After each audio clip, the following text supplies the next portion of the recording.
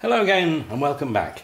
Do you remember last time we looked at how to form basic chords by using the formula 4 and 3 to make major chords? 1, 2, 3, 4 and then 3, 1, 2, 3.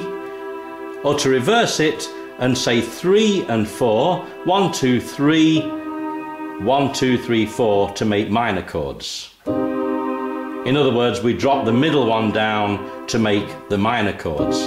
But that's when the chord is in what they call root position, with the key note at the bottom. And do you remember the names of those notes? We've got D for dog, lives inside the two black notes. He lives inside that little black dog kennel there. So D is there, E, F, G. So we remember the names of the notes. Okay, do you remember when I said that working out the formula for the chords only gives you the ingredients C, E and G for a major chord, C major. But now we take the C note and we pop him to the top. And that's called an inversion. That's called the first inversion because the bottom note is now moved up to the top.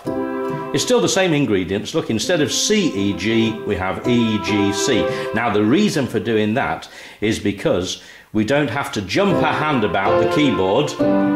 That's hard work. It's a bit like playing a guitar, using the right position on the fret. By moving that C up now when we go to the chord of F, chord of G7, everything's within the same area. So what I want to do is to show you two useful progressions that will crop up time and time and time again in your C major music. So let's start with the chord of C, but we take the C up to the top.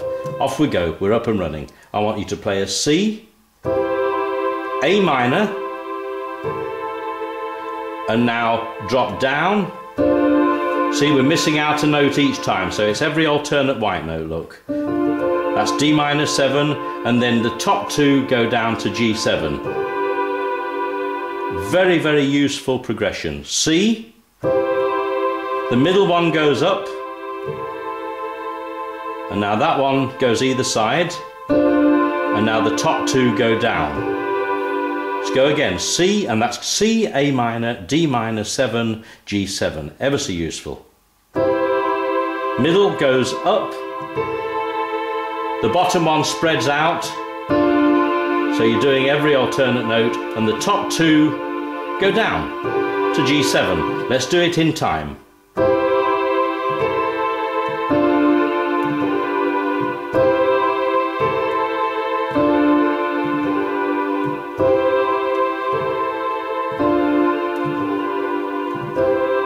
That's a very, very useful one to learn. Just copy my fingers on that one. And now let's do a different one where we go from C, add the 7th.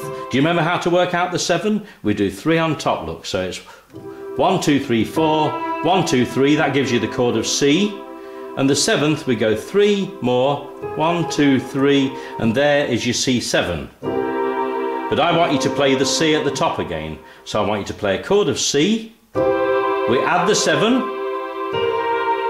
which leads us nicely to the chord of F, and then we go to a baby little G7 there, look, just those top two go down. And this is a very useful chord progression, this one, to take you to the subdominant in C major. That's using a bit of jargon. In keys you get 3 chords which will crop up regularly. In the key of C you'll have a chord of G, and a chord of F. So the most important chords is C, F and G, or G7. They're the chords that they'll crop up hundreds and hundreds of times in the chord of C major. So the trick is to find ways of getting quickly and smoothly from one chord to the next. So we go from C, add the 7th, drop to F, and then a baby G7, and then back to C.